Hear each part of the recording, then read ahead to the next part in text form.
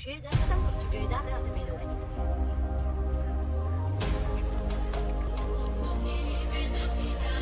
لکه هغه کندر شاته زما کندر شاته څوک نه.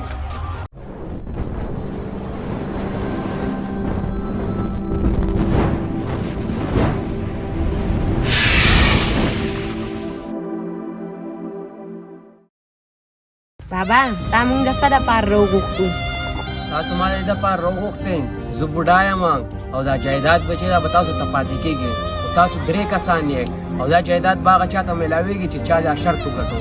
بابا شرط د څه شرط؟ بچو شرط دا دی چې تاسو به دا خوراک کوئ چې چا مخکې خوراک وکړو هغه ته به جایداد میلاویږي او دا خوراک په هغه ځای کې کوئ چې هلته څوک نه وي. بابا اوس د جایداد دپاره په مونږ دا خوري، عزتي خو مه کوه که نه. نو دا ستاسو بېعزتي نه ده، دا شرط دی. که دا شرط ته منظور وي نو جایداد به له درکړمه. دا شرط خو د خوراک دی، دا خو زموږ له غټ دی، دا به زر وخوري. که هر څوک وکړي زما د هغې سره کار نشته، تاسو ته به جایداد میلاویږي. ستاسو سره یو منټ دی او دا خوراک په هغه ځای کې کوئ چې هېڅوک هم نه وي. چې خپل خپل پلیټونه واخلئ او ځئ. بس زه ګورم چې جایداد راته میلاو شي. لکه هغې کندر شاته زما کندر شاته څوک نه وي. دلته څوک نشته، بس دا موقع ده ښه.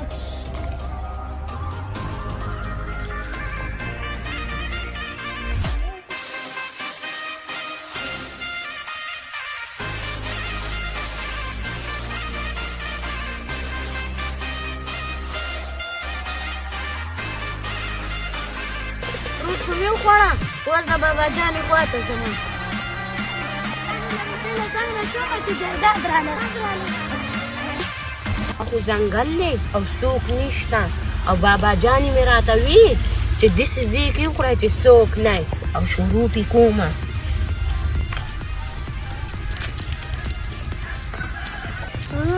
ځان له خوراک کې جانې مې راته وي چې داسې ځای کې خوراک وکړه چې څوک نه وي چې جایداد راته میلو شي. دا خو زه ولیدمه چې چېرته بابا جانې ته ونه وي او زه به ستا بابا جانې ته ویم. تاواله خو بابا جانې ته دې سمه وایه. چې پیسې راکړې د بابا جان نه بېغمه شه نه ویم څوک درنه خبر نه شي. بلا وپچي وسن نه زه چې د دې غم له خلاص شو. شی زر ختم کړم چې جایداد راته میلو شي.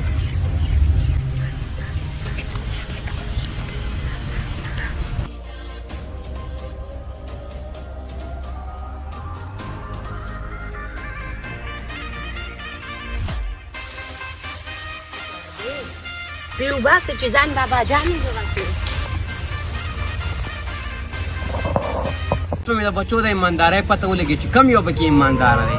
بابا جانې فروټ خو مې ختم کړه، خو جایداد راکوه. بابا جانې فروټ خو ما هم ختم کړه، جایداد راکوه. تاسو به فروټ ختم کړه، صبر وکړه چې هغه بل راشي. اوس هغه بچی تا خو ونه خوړه. بابا جانا تا وی په داسې ځای کې وخورئ چې څوک یې نه، چې چېرته به تلم هلته خو الله موجود دی. پخایې بچیه چې چېرته هم ته تلې هلته الله موجود دی. دې دواړو چې دې دواړو دوکه وکړه او صحیح حقدار د دې کرسۍ تو یې او د جایداد حقدار تو یې. بچیه دې خوا راشه او د دې کرسۍ حقدار تو یې.